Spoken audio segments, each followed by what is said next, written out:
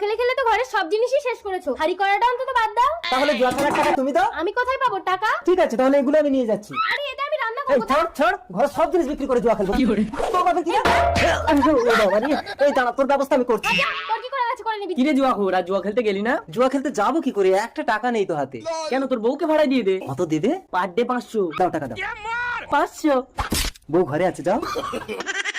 এই কে রে? এই ওলাই। ছাড়ো আমাকে। আমি চলে যাবো, এই স্বামীর ঘর আমি করবো না। সাবিনা আমার বান্ধবী, আমাকে তুই বাঁচা। তুই কাঁদিস না বাসন্তী, আমার আল্লাহ তোকে হেফাজত করবে। কই? সাবিনা ও আসছে। কোন বাড়িতে? তোমার বউ তো এখানে আসেনি। স্যার, আমি বাড়ি সার্চ করবো। না, মুসলমান বাড়িতে মেয়েরা একা থাকলে বাইরের পুরুষকে ঘরে ঢুকতে দেওয়া হয় না। বাড়িতে আর কে আছে, ডাকো দেখি। এই নাজমা। আদাব।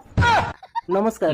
একে তো আগে কখনো দেখিনি। আমার বান্ধবী আজই এসেছে, আজ থেকে এখানেই থাকবে ইনশাআল্লাহ। এই তুই আমার টাকা দে।